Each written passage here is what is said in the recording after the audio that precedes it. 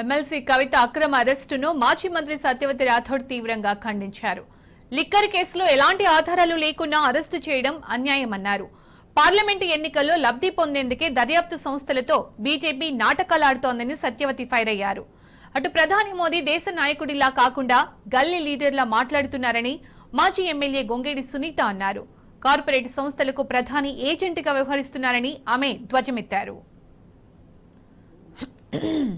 BRS party శాసన మండలి సభ్యురాలు కల్వకుంట్ల కవిత గారిని ఈడీ హైదరాబాద్లో ఏదైతే అరెస్ట్ చేసిందో, ముందుగా ఈ అరెస్ట్ను అన్యాయంగా అక్రమంగా కేసులో ఎలాంటి ఇది లేకుండా అరెస్ట్ చేయటాన్ని తీవ్రంగా ఖండిస్తూ ఉన్నాం.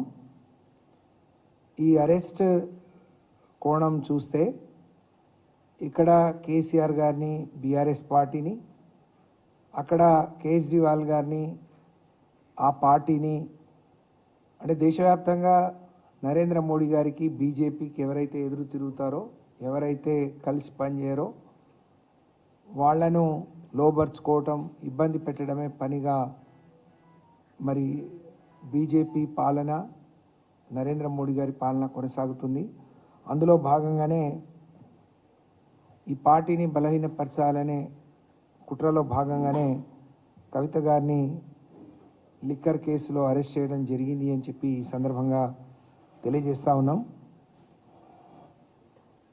ఆ కేసులో ఎలాంటి ఆధారాలు లేకుండా, పస లేకుండా, పనికిమాలిన విషయాలు, ఎందుకంటే గత సంవత్సరం కవిత గారు స్వయంగా ఈడీ ఆఫీస్కి వెళ్ళి వారికి తెలిసిన విషయాలన్నీ కూడా క్షుణ్ణంగా అక్కడికి చెప్పిన తర్వాత కూడా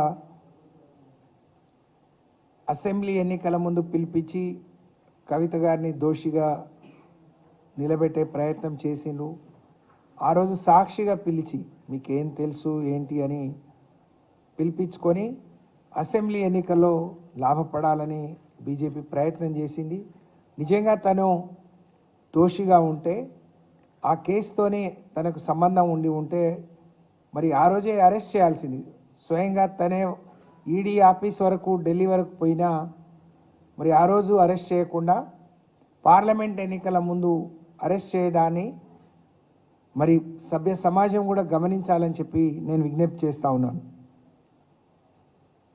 బీజేపీ ప్రతిపక్షంగా ఉండే వాళ్లను వేధించడంలో భాగంగా మాత్రమే మరి వాళ్లను రాజకీయంగా ఇబ్బంది పెట్టాలనే కుట్రలో భాగంగానే ఈ అరెస్ట్ జరిగినట్టు మేము భావిస్తూ ఉన్నాం.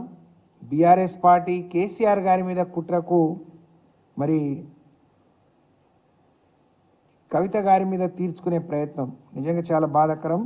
ఈ కేసులో కవిత గారు బాధితురాలు మాత్రమే, నిందితురాలు కాదు అనేది అందరికీ తెలుసు. అది రుజువై తను బయటికి వస్తుంది అని చెప్పి తెలియజేస్తూ ఉన్నాను. దేశవ్యాప్తంగా మీడియా అంతా కూడా ఆయన ప్రసంగాన్ని చూస్తూ ఉంటుంది.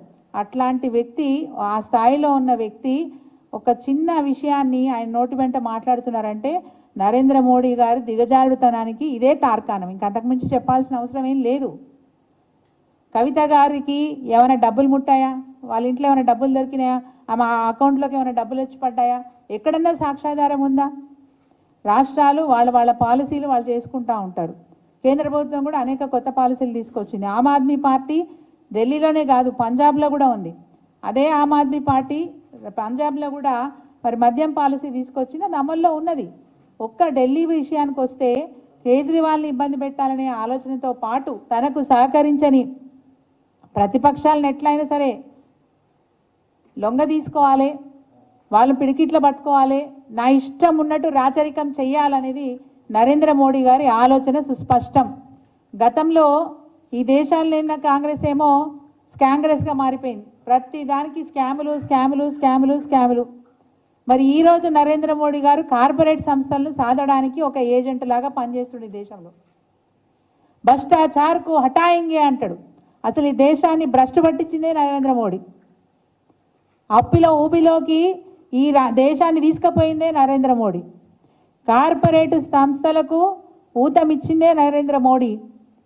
కార్పొరేట్ సంస్థల అధినేతలకు ఈ దేశాన్ని దాటిపోవడానికి ఇక్కడున్న ఆర్థిక వ్యవస్థను దెబ్బతీయడానికి సహకరించిందే నరేంద్ర మోడీ. ఇప్పుడు నేను చెప్పిన మాటలలో ఏదైనా అసత్యం అయితే నేను దేనికైనా సిద్ధం.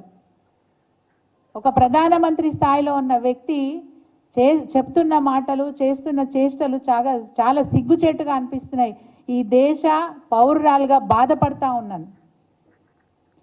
ఈడీలను, ఐటీ సంస్థలను, సిబిఐ సంస్థలను ఏజెన్సీలుగా వాడుకొని తనకు పడరాని పార్టీలుంటే వాటిని అణిచివేయడానికి ప్రయత్నం చేస్తున్న మరి నరేంద్ర మోడీని చూస్తే ఈ దేశ ప్రజలు సిగ్గుపడాల్సిన పరిస్థితి ఏర్పడిందని చెప్పి భావిస్తూ ఉన్నాను.